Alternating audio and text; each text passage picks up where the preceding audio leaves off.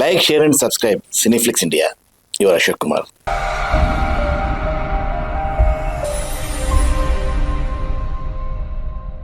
So మీ కూతురు గారికి అదే మీ అల్లుడు గారికి మీ అంటే మీ వెంకట్ గారికి వాళ్ళ మీ చెల్లమ్మ గారికి సో ఈ ఇంటర్వ్యూ చూస్తుంటే అంటే మీరు సూపర్ సార్. నా తరపు నుంచి ఇంకా మీరు ఆదిత్య గారు ఇంకా మంచిగా చూసుకోవాలి, ఇంకా మీరు మంచిగా ఉండాలని మనస్ఫూర్తిగా కోరుకుంటున్నా. ఈ ఇంటర్వ్యూ షేర్ చేయండి సార్ వాళ్ళకు. ఖమ్మంపాటి శ్రీనివాసరావు గారు, ఖమ్మంపాటి శ్రీనివాసరావు, లక్ష్మీరాజ్యం ఆవిడ పేరు, మా పేరేమో నాగసాయి కిరణ్, నా కూతురి పేరు రూపశ్రీ. రూపశ్రీ గారు, మీకు అందరికి ధన్యవాదాలు అండి. So sir, first of all come to serials sir. The block buster movie, industry hit movie మన బాహుబలి. మరి దాని తర్వాత ఎందుకు మూవీ చేయలేదు మీరు?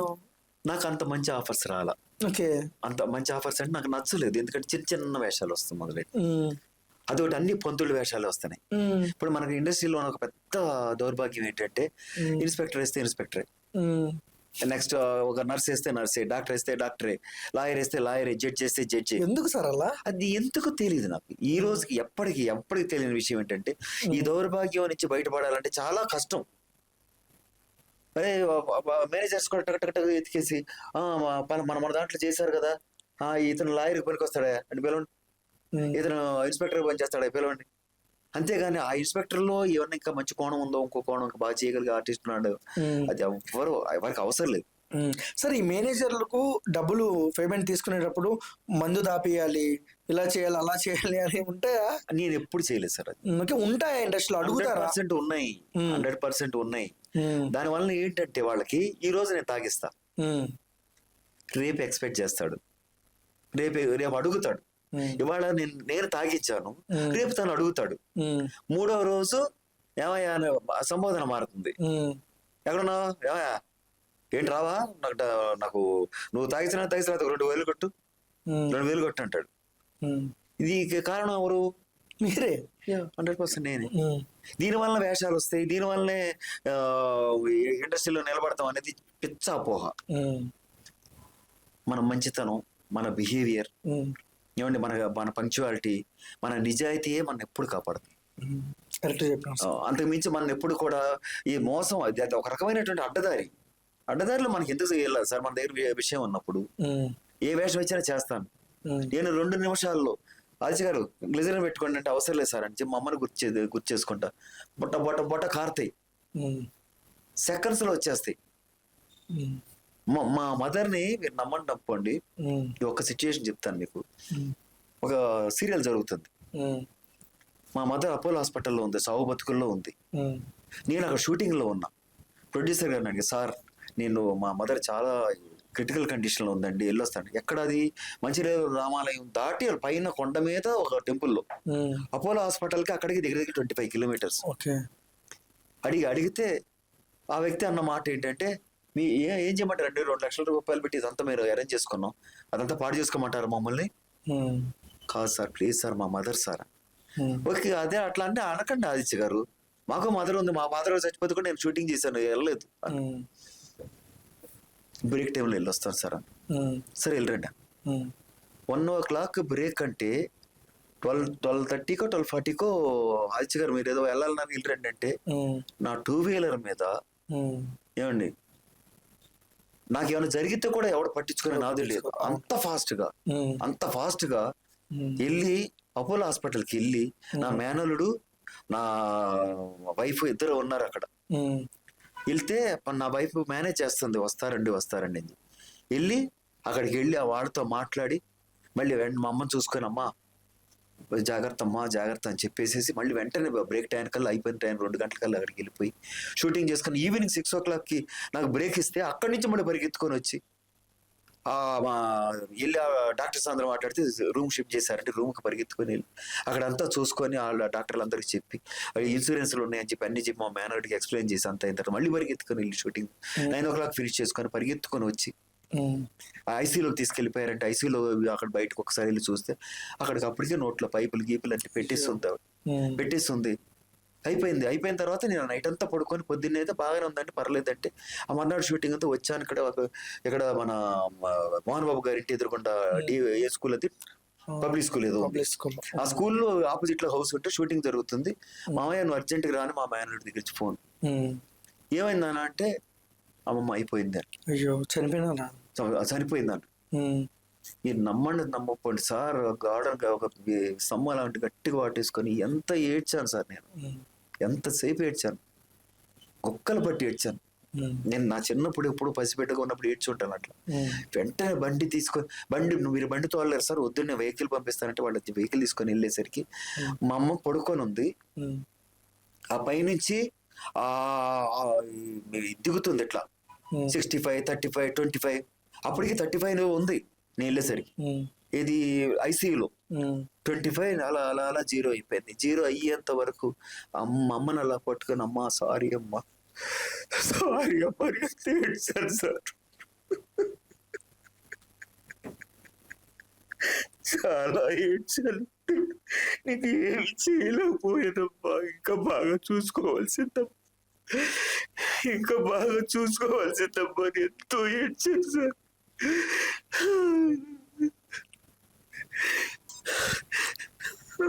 వణికిపోయాను ఆ రోజు.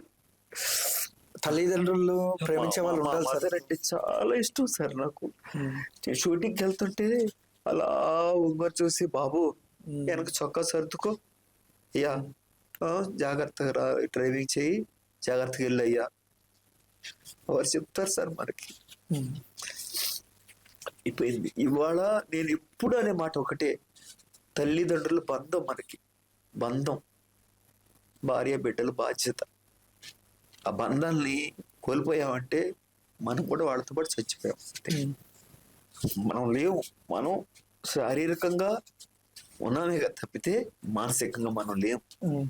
మా అమ్మ గుర్తుకొచ్చినప్పుడల్లా రోజు పొద్దున్న ఆవిడ పాలు తాగే అలవాటు ఉంది. పొద్దున్నే లేవగానే కంపల్సరీ ఆవిడ ఇలా ఇలా కలుపుకునేది.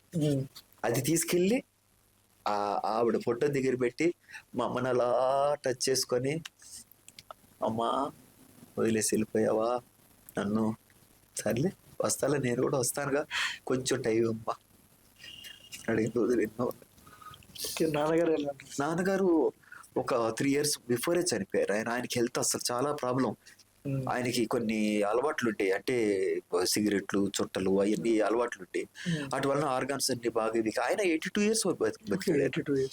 మా మదర్కి 79, ఆవిడ చనిపోయాడు 82 years. అండ్ ఆయన చనిపోయిన తర్వాత 3 years 4 years అమ్మ కూడా చనిపోయింది. 4 years తర్వాత చనిపోయింది.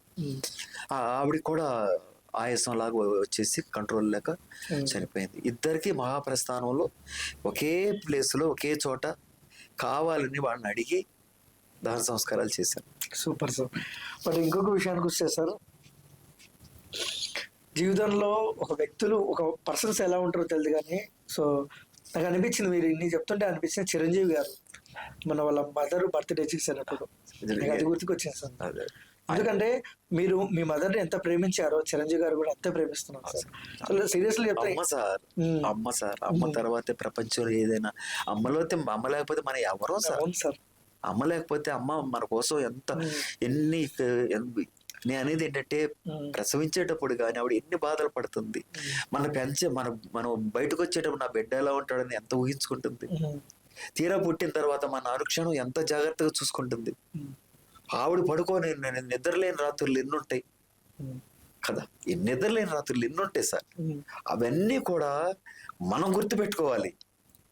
అమ్మని కొన్ని వీడియోస్ వస్తాయి అప్పుడప్పుడు, చైనీస్ వాళ్ళ అమ్మని ఎత్తుకొని ఆ డైపర్లు మార్చి వాళ్ళ అమ్మతో ఆటలాడుతూ వాళ్ళ అమ్మని వదిలి పెట్టుకుంటూ ఏంటి తను వాళ్ళ కొడుకుని చిన్నప్పుడు తను ఎలా చూస్తుందో అలా వాళ్ళ అమ్మని చూస్తుంటే కడుపు నిండిపోతుంది తెలుసా నాకు.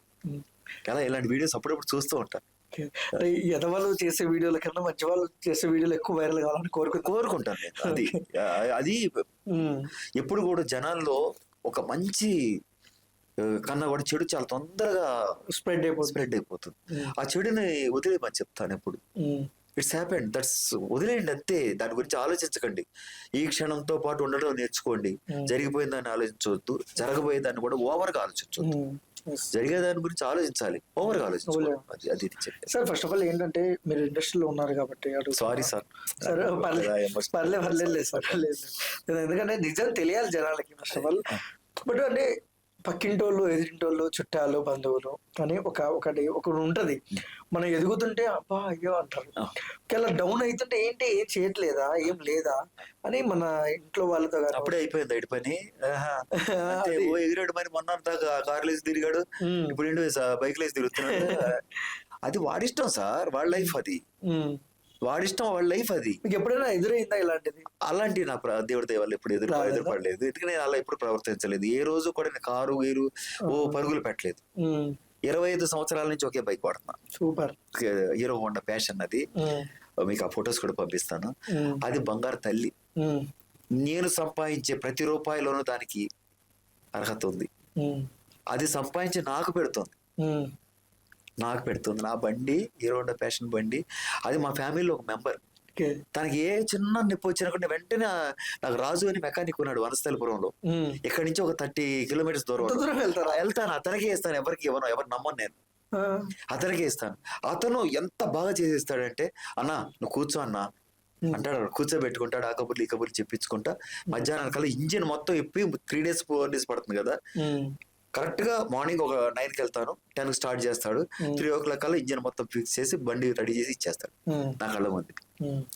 అతని చేతిలోకి వెళ్ళిన తర్వాత, నా చేతిలోకి వచ్చిన తర్వాత బండి ఎంత బాగా పరిగెడుతుందంటే అంత బాగా పరిగెడుతుంది. అలాగే 30 ఏళ్ళ నుంచి కూడా, 25 ఏళ్ళ నుంచి కూడా అది నన్ను అలాగే కాపాడుతుంది. దాని మీదే మ్యారేజ్ అయిన తర్వాత నేను, నా భార్య, నా బిడ్డ, మా మిస్సెస్ ప్రెగ్నెంట్ గా ఉన్నప్పటి నుంచి కూడా 2000 సంవత్సరం 2000 సంవత్సరం నా బండి ఎల్జీ పీస్ వచ్చింది, గుర్తుందా? చిన్న టవర్ ఉండి ఫోన్, అది 15 సంవత్సరాలు ఉంది నా దగ్గర. తర్వాత 35 సంవత్సరాల నుంచి ఒక సైకిల్ ఉంది. అదే సైకిల్ 22 kilometers తొక్కిದ್ರು ఎవ్రీడే నేను. తర్వాత ఈ బండి, ఇవన్నీ ఒకేసారి వచ్చినాయి నా చేతికి. ఎల్జీ పీస్ ఇంకా ఉంది స్టిల్ నా దగ్గర, జాగ్రత్త దాచుకొని. అని నాకు ఎందుకంటే యాంటిక్ పీసెస్ కానీ, నాకు పెద్దవాళ్ళన్న చాలా గౌరవం, చాలా రెస్పెక్ట్ ఇస్తాను నేను. అది ఉండాలి సార్. ఇప్పుడు వచ్చే జనరేషన్ కి నేను తెలుసుకోమని కోరుకుంటున్నాను.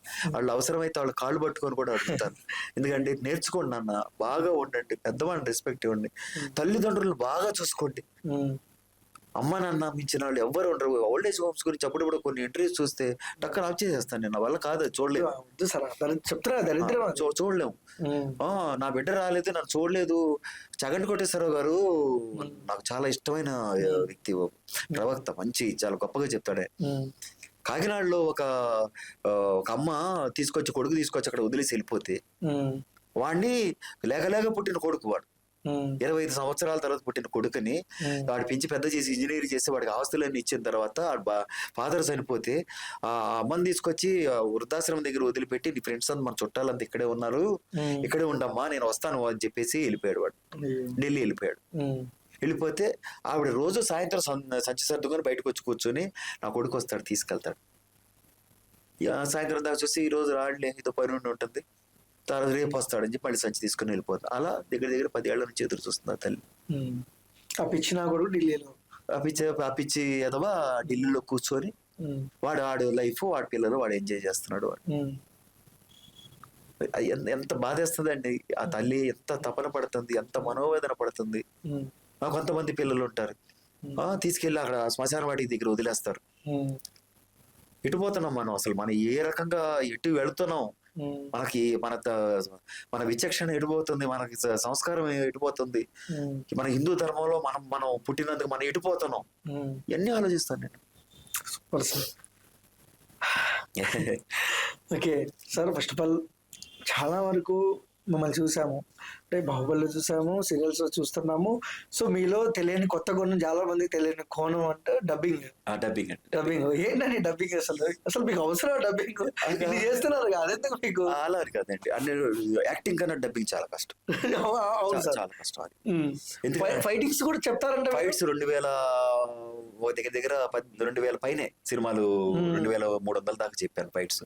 శ్రీహరి గారి దగ్గర నుంచి ఈ రోజు మా బాలయ్య బాబు గారు, జై బాలయ్య ఈ రోజు వరకు కూడా Daaku Maharaj, Daaku Maharaj God of Mass. Daaku Maharaj వరకు కూడా చెప్తున్నాను. అవన్నీ రిలీజ్ అయిపోయినాయి. ఇప్పుడు రిలీజ్ కాకుండా మీ ఇంటర్వ్యూస్ లో కూడా చెప్పకూడదు.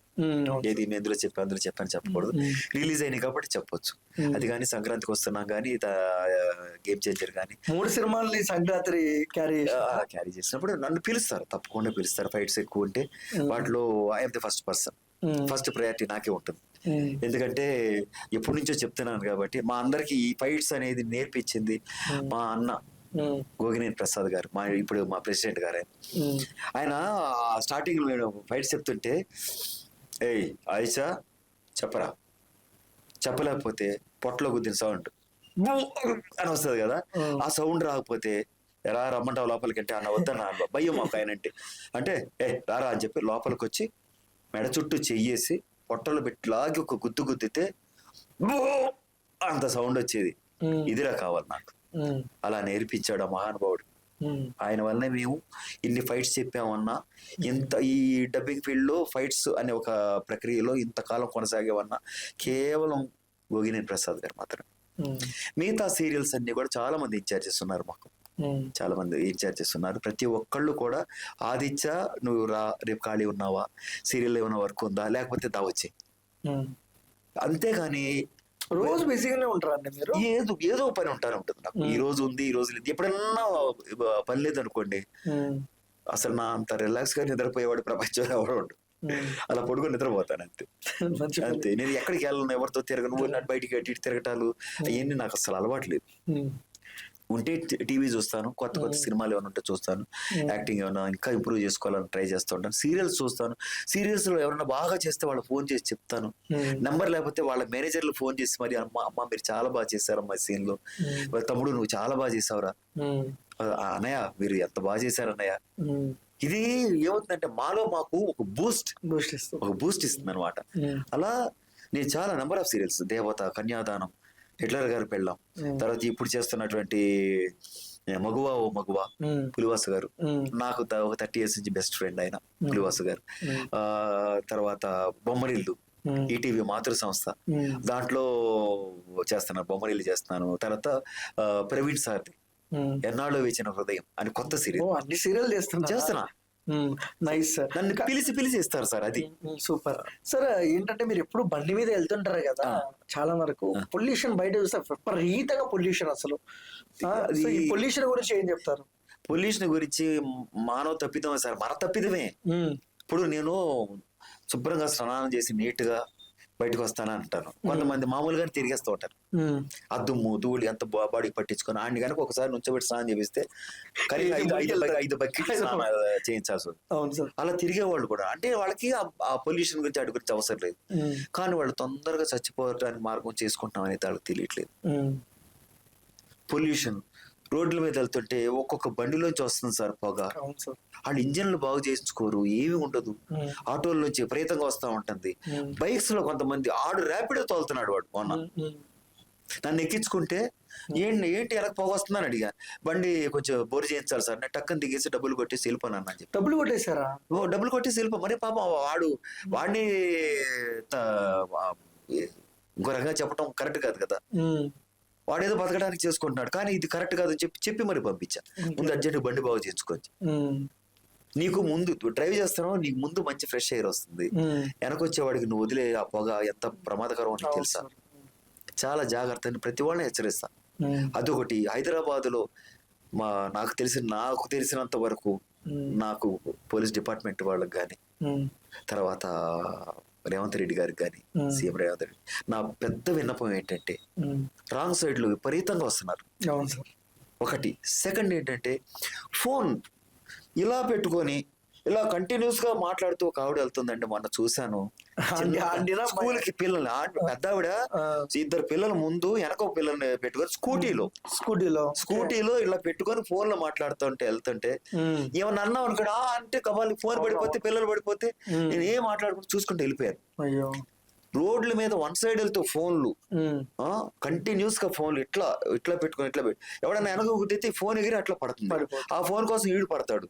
ఈడు పడిపోతే ఈడు ఏదైనా ఏ లారీ ఎక్కేసింది అనుకో, పిల్లలు ఉన్నారు వేరే వాళ్ళు తోలేవాళ్ళు కూడా, ఈడు ఏటో ఎక్కేసి వెళ్ళిపోయింది అనుకోండి, లారీ ఏదైనా వెహికల్ ఎక్కి పెద్ద వెహికల్ ఎక్కింది అనుకోండి, వాడి ఫ్యామిలీ ఏంటి? వాడు నమ్ముకొని వాళ్ళ అమ్మ నాన్న వాళ్ళ తాత ఎవరో, తర్వాత వాళ్ళ అత్తగారు మామగారు భార్య పిల్లలు ఇంతమంది నమ్ముకొని ఉంటారు వాళ్ళు. కనీసం ఆయన ఇంగిత జ్ఞానం లేకోకుండా అలా డ్రైవింగ్ చేస్తున్నారు సార్. అది కట్టడి చేస్తే పోలీస్ డిపార్ట్మెంట్ వాళ్ళకి శతకోటి నమస్కారాలు. చాలా రుణపడి ఉంటాను నేను, నిజంగా చెప్తున్నాను. మనసు పాడైపోతుంది వాళ్ళని చూస్తుంటే. నాకు ఏమనలేదు, తిట్టలేను, ఏమనలేదు. ఎందుకు అంటే నీకెందుకురా అనే ఫస్ట్ మాట నీకెందుకు ఓబే అంటాడు సార్. వాడితో అనకూడని మాట అనిపించుకున్నది కాకుండా నాకు నేనే అవునులే నాకెందుకు అని వెళ్ళిపోయే మా మనసు మార్చుకొని వెళ్ళే పరిస్థితి కూడా వెళ్ళిపోవాల్సి వస్తుంది. సరే, ఇంకొక విషయానికి వస్తే రోడ్డు మీద స్టాండ్ వేసుకొని, అంటే మామూలుగా స్టాండ్ పెట్టుకొని వెళ్తుంటారు. బ్రో స్టాండ్ వేసుకొని అంటే ఏమన్నారు, థ్యాంక్ యూ అంట. ఫోన్ మాట్లాడతారు, ఫోన్ మాట్లాడొద్దండి అంటే కోపడతారు. ఎందుకు సార్ అలా? అది అంతే, వాడు ఏమీ సంబంధం లేని ఒక విషయం మాట్లాడుతూ ఉంటాడు ఎవరితోనో. వాడు గర్ల్ ఫ్రెండ్ కావచ్చు, వాడికి ఎవరైనా డబ్బులు ఇచ్చినవాడు కావచ్చు, లేకపోతే ఊరికనే ఉండొచ్చు. ఈ ఆటో వాడు, కొంతమంది ఆటో వాళ్ళు నేను కళ్ళారు చూసాను సిగ్నల్స్ దగ్గర కానీ వెళ్ళేటప్పుడు కానీ, వీడు ఏలిట్లు వెళ్తా ఉంటది డ్రైవ్ చేస్తా, ఆ రీల్స్ అవి చూస్తూ ఉంటాడు. అంటే లోపల ఉన్న ముగ్గురు ప్రాణం వీడి చేతిలో ఉండి నరక కోపానికి లేకపోతే డైరెక్ట్ స్వర్గానికి తీసుకెళ్ళడానికి దారి తీసుకెళ్తున్నాడు వాడు. ఎంటర్టైన్మెంట్. ఈ డీసీఎం వ్యాన్స్ వెళ్తా ఉంటాయి, ఇటు పక్కన ఫోన్ పెట్టుకుని డ్రైవ్ చేస్తూ ఉంటాడు. ఇటు పక్కన వచ్చే బండి నీకు ఎలా కనపడుతుంది? అవునా కాదు? ఎలా కనపడుతుంది? ఏదైనా జరగకూడదు జరుగుతుంది, పెద్ద యాక్సిడెంట్ అవుతుంది. అయినప్పుడు ఎవరు నీ ఫ్యామిలీతో పాటు ఎదుటివాడి ఫ్యామిలీ కూడా మొత్తం నాశనం అయిపోతుంది. మొన్న రీసెంట్ గా సార్ ఒక పోలీస్ ఆయన వరంగల్ ఆయన పాపనెక్కించుకొని హాస్పిటల్ తీసుకెళ్తున్నాడు. బేగంపేట బ్రిడ్జి కింద నుంచి ఇట్లా తిరుగుతున్నాడు. అక్కడ వేరే చోట మట్టి వర్క్ జరుగుతుంది, పెద్ద పెద్ద లారీలు ఉంటాయి, డంపర్లు. అది వస్తుంది, వీళ్ళు టర్నింగ్ తిరుగుతారు, స్లో అయ్యాడు అంతే. ఆడి మీద చెక్కేసి వెళ్ళిపోయాడు. వెళ్ళిపోయి అక్కడ వెళ్ళి స్తంభాన్ని గుద్ది ఆగిపోయాడు. ఆ పిల్ల స్పాట్. వాళ్ళ నాన్న హవాక్ అయిపోయి షాక్ అయిపోయి హెల్మెట్ తీసి తన మారు కొట్టేసుకుంటున్నాడు. ఆయన కొట్టేసుకుంటా నేను ఏ సమాధానం చెప్పాలి? ఇంటికి వెళ్ళి ఏ సమాధానం చెప్పాలి? ఇలాంటి పరిస్థితులన్నిటి కారణం ఇలాంటి తప్పిదాలు. వాడు ఫోన్ మాట్లాడుతా డ్రైవింగ్ చేస్తున్నాడు ఆ టిప్పర్లో. వాడు ముందు వాడిని కొట్టాలి, హెల్మెట్ తీసుకుని ఈయన కొట్టుకుంటున్నాడు. ఏంటి నా బిడ్డ కళ్ళ ముందు గుండెల మీద పెంచుతాం సార్. అనుక్షణం వాళ్ళ భవిష్యత్తు గురించి వాళ్ళ కళ్ళగంటాం సార్. ఆ కళ్ళన్నీ ఎవడో చిదివేస్తే ఏంటి పరిస్థితి? ఈ బిడ్డ పోయిందంటే ఆడు చచ్చిపోయినట్టే. ఆ రోజుతో నిరంతరం గుర్తుకొస్తూనే ఉంటుంది. వీడు చనిపోయే చివరి క్షణం వరకు ఆ బిడ్డే గుర్తుకొస్తుంది. వాడు ఎన్ని రకాలుగా ఉన్నా కూడా ఆ బిడ్డ అంతే. మనకంటూ మనం ఒక ఎండుని తీసుకుంటున్నాం మనం. తప్పు అంటాను, అది చాలా తప్పు అంటాను. అది పద్ధతి కూడా కాదంటాను. అందుకని నేను ఎవ్రీ గవర్నమెంట్ ని, ఎవ్రీ సీఎం ని, ఎవ్రీ పోలీస్ డిపార్ట్మెంట్ ని కోరుకునేది ఇదే. వన్ సైడ్ వెళ్ళే వాళ్ళని నుంచి రక్షించండి, వాళ్ళని కట్టడి చేయండి. ఫోన్లో మాట్లాడే వాళ్ళని. వాడు ఈ రీల్స్ చూడటం ఏంటి సార్? బండిలో వెళ్తే రీల్స్ చూడటం, ఒక చేతితో డ్రైవ్ చేస్తా రీల్స్ చూడటం ఏంటండి? గబాలను బండి ఏదన్నా వస్తే అన్ఎక్స్పెక్టెడ్ గా వస్తే ఇది ఫోన్ పడేస్తాడా, ఈ బ్రేక్ వేస్తాడా? ఈలోపు అయిపోతుంది, జరగాల్సింది జరిగిపోతుంది కదా. Right, super. అసలు ఇది ఆపాలి. ఇవన్నీ ఆపాలి అంటే పోలీస్ కమిషనర్ గారు కానీ, డిపార్ట్మెంట్ కానీ అందరూ యాక్టివ్ అవ్వాలి, చాలా యాక్టివ్ అవ్వాలి. అవేర్నెస్ రావాలి. అవేర్నెస్ కోసం వీళ్ళు ఏ చట్టం పెట్టినా కూడా పర్వాలేదు. దీన్ని తీసుకొస్తే, ఈ చట్టాన్ని తీసుకొస్తే మాత్రం 100% హైదరాబాద్ లో యాక్సిడెంట్ చాలా తగ్గించిన వాళ్ళు అవుతారు. సో చాలా మంది చిరంజీవి గారినే చాలా మాటలు. సో మీ అద్దంలో ముఖం చూసుకోండి, మీరు హీరోనా అన్నట్టు. మన మహేష్ స్టార్ పద్మభూషణ్ వామ్మో, ఆయన గురించి ఎంత చెప్పినా తక్కువే. బట్ ఎవరో ఒకసారి ఎవరితో ఒకరితో తిట్లు తినాల్సి వస్తుంది, అవమానం పడాల్సింది. స్టార్టింగ్ పీరియడ్ అందరికి అలాగే ఉంటే ఏమైనా అవమానం పడ్డారా ఇండస్ట్రీలో? అరే ఎందుకుండవండి, ఎన్నో బాధలు పడ్డాను, ఎన్నో కష్టాలు పడ్డాను. చెన్నైలో ఉన్నప్పుడు భోజనానికి కూడా చాలా ఇబ్బంది పడ్డ రోజులు ఉన్నాయి, తిట్లు తిన్న రోజులు ఉన్నాయి. ఒక అన్నపూర్ణ మెస్, ఒక మెస్ ఉండేది. అలా బుజ్జన్నయ్య అని సాంబశివరావు అని ఇద్దరు ముగ్గురు ఎక్కడండి అది? అన్నపూర్ణ మద్రాస్ లోనా? మెడ్రాస్ లో. నా దగ్గర డబ్బులు అందలా, ఇన్ టైంలో అందకపోతే నేను వెళ్ళి మామూలుగా కార్డు అనమాట, 110 రూపీస్ కార్డు. అది కార్డు ఉంటే 1 month వచ్చేది నాకు. 110 అప్పుడు 110 220 రూపీస్ అంతే. అయితే ఆ కార్డు అయిపోయింది. అయిపోతే ఆవిడ వెళ్ళి తింటుంటే, ఏమయ్యా డబ్బులు కట్టావా? అమ్మా రేపు వస్తాయి అమ్మా. అది తింటుంటే నీకు ఏమనిపిస్తుంది? వేరే రకంగా అనిపించట్లేదా అంది. చేతులు కడుక్కొని వెంటనే తీసి అంటున్నాడు మా బుజ్జన్నయ్య, వాళ్ళ కొడుకు. పర్లేదన్న అమ్మాయి కదా అని చెప్పేసి వెళ్ళిపోయి 3 రోజులు అన్నం తినలేదు తెలుసా. 3 రోజులు అన్నం తినలా, మంచినీళ్ళు మాత్రమే తాగుతా అలా పొడి. 3 days అన్నం తినకుండా ఉండి అక్కడ శనగలు ఎప్పుడో నానబెట్టి ఉంటాయి, ఎండిపోయినవి ఉంటాయి, కడుక్కొని అవి తిని వెంటనే 3వ రోజు ఆ అన్నయ్య వచ్చి, బుద్ధి లేదురా నీకు, ఏమనుకుంటున్నావు నువ్వు? ఆ అమ్మాయి అందని చెప్పేసి నువ్వు ఇలా అలిగి 3 రోజులు రావా, నువ్వు డబ్బులు వచ్చిన తర్వాత వస్తాను అన్నయ్య అంటే, లేదు నువ్వు ఇదిగో డబ్బులు తీసుకో, ఇప్పుడు అమ్మకి తీసుకెళ్ళి. ఆ అన్నయ్య తీసుకొచ్చి నాకు డబ్బులు ఇచ్చాడు. ఇచ్చి ఇవన్నీ మర్చిపోలేని గొప్ప విషయాలు సార్, చరిత్ర పుటల్లో రాసుకునే గొప్ప విషయాలు అవన్నీ. ఇస్తే తీసుకెళ్ళి అమ్మకి ఇచ్చి, ఆమె అది కూడా మనస్సాక్షి లేదు నాకు, తీసుకెళ్ళి ఇచ్చి, అమ్మా ఈ వచ్చే నెల నుంచి కరెక్ట్ కడతానమ్మా అని చెప్పేసి అప్పటి నుంచి మళ్ళీ ఆ 3వ రోజు తర్వాత భోజనానికి వెళ్ళటం మొదలెట్టారు. ఈ 3 రోజులు ఎంత నీరసం అయిపోయానంటే నాకు అసలు ఒళ్ళు తోలుతుంది, ఇట్లా వెళ్తుంది అట్లా వెళ్తుంది. కొత్త మంచి ఫుడ్ లేకుండానే ఉండే 3 days కొత్త వాటర్ మీద ఎలా ఉంటుంది చెప్పండి. ఎందుకు మనస్సు అంత నలిగిపోయింది, అంత బాధపడింది. ఒక మనిషి నువ్వు అది తింటుంటే ఒక రంగా అనిపించలేదా అని అనే మాటకి నేను అంతే. తినే దగ్గర సార్ శత్రువైన ఫుడ్ దగ్గర మనం ఏమనకూడదు సార్, పెట్టేసేయాలి. సో మరి అంటే షూటింగ్ పీరియడ్ అంటే మద్రాస్ తర్వాత హైదరాబాద్కి వచ్చిన తర్వాత ఇలాంటి ఇబ్బందులు ఫేస్ చేస్తారు? ఇక్కడికి వచ్చిన తర్వాత ఈ డబ్బింగ్స్ మెటా శెట్టి గారు అని చెప్పి ఒక ఆయన వెళ్తుంటే, ఎరా ఎక్కడికి వెళ్తున్నావురా అని అంటే, ఇట్లా పలానా డైరెక్ట్ ఎందుకురా సినిమాల చుట్టూ తిరుగుతా, టైం టేకింగ్ రాది, అట్లా డబ్బింగ్ చెయ్యి, డబ్బింగ్ చెప్పు, డబ్బింగ్ చెప్తే నీకు ఫీడింగ్ జరుగుతుంది, ఫీడింగ్ ఉంటే నువ్వు నీ ప్రయత్నాలు నువ్వు చేసుకోవచ్చు, అప్పుడు ఇందులో కూడా చేయొచ్చు.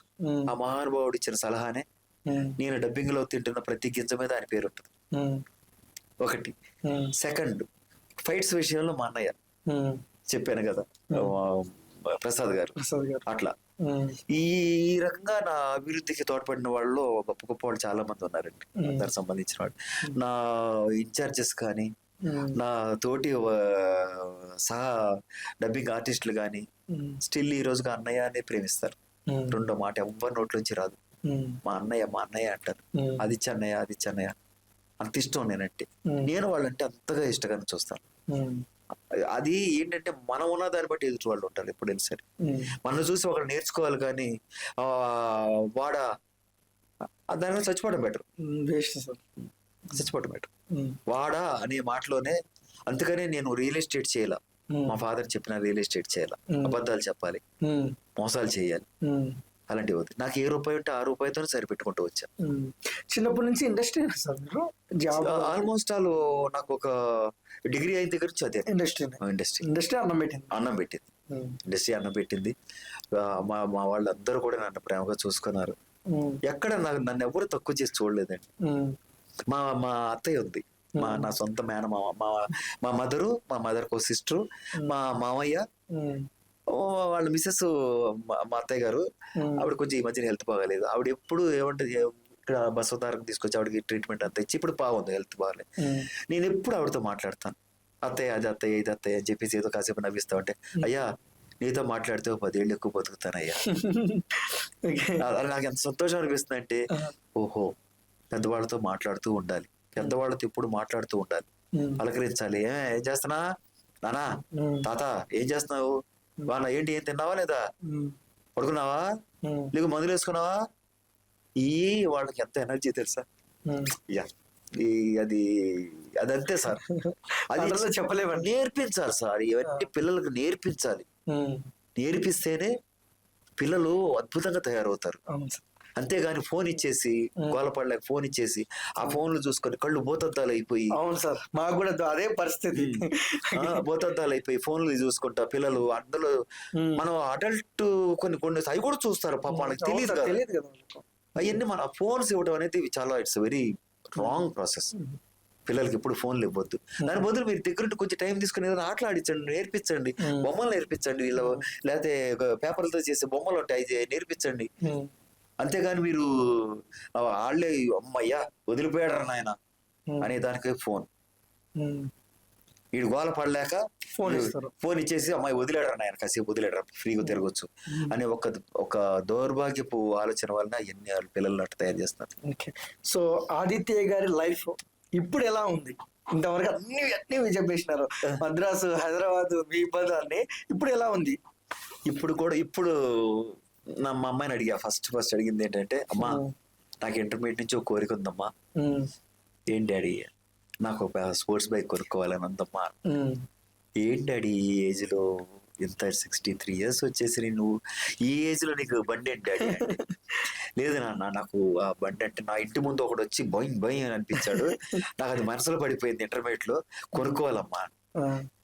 1 year బ్యాక్ కరిష్మా XMR కొనుక్కున్నా, 220cc బండి, 210cc బండి, స్పోర్ట్స్ బైక్ కొనుక్కొని నాకు ఈ షూటింగ్స్ వల్ల కుదరలేదు.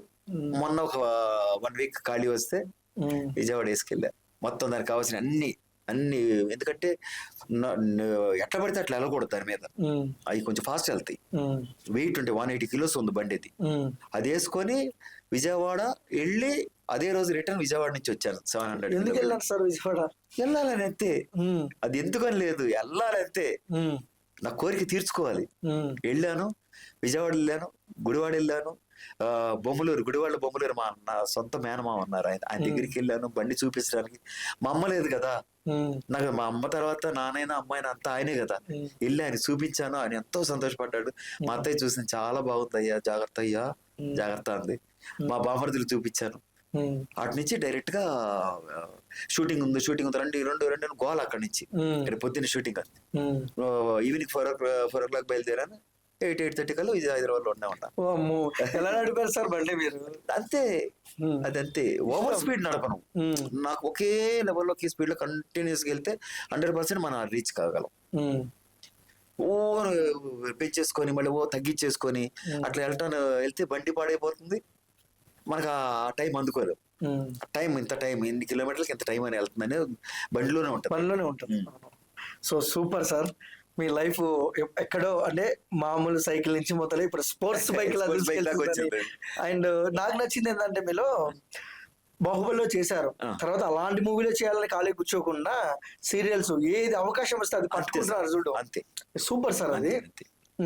ఇప్పుడు ఒకటి అనేది ఏంటంటే, బాహుబలి తర్వాత అదే లాంటి సినిమా రావాలని వెయిట్ చేస్తే మళ్ళీ ఇప్పుడు దాకా నాకు వేషం ఉండేదా? అస్సలు ఉండదు. నా భార్యని ఇబ్బంది పెట్టేవాడు, నా బిడ్డని ఇబ్బంది పెట్టేవాడిని కదా. మా నా చుట్టుపక్కల ఉన్న వాళ్ళందరినీ ఇబ్బంది పెట్టాం కదా. ఎందుకు అది? చిన్నది వచ్చినా చేయాలి, పెద్దది వచ్చినా చేయాలి. మీరు నమ్మండి, crowd work, fight work, beats, characters, main characters ఇవి ఉంటాయి డబ్బింగ్ లో. క్రౌడ్ వర్క్ వెళ్తాను ఈ రోజుకి, క్రౌడ్ వర్క్ వెళ్తాను, ఫైట్స్ చెప్తాను, బిట్లు చెప్తాను, క్యారెక్టర్స్ చెప్తాను, ఏది పిలిస్తే అది చెప్తా. సూపర్ సార్, ప్రతిదానికి న్యాయం చేస్తాను. నా వల్ల కాకపోతే నా పక్కన పిలుస్తాను. ఏదైనా ఒక డైలాగ్ చెప్తే నాకు కరెక్ట్ చెప్పలేకపోయాను అనుకోండి, ఎక్కడో నాకు అది అందట్లేదు, నేను నామోషి ఫీల్ అవను. ఓకే అది నాకు అందలేదు, అరే నాన్న, అరే రామ్మోహన్ రా చెప్పేస్తాడు.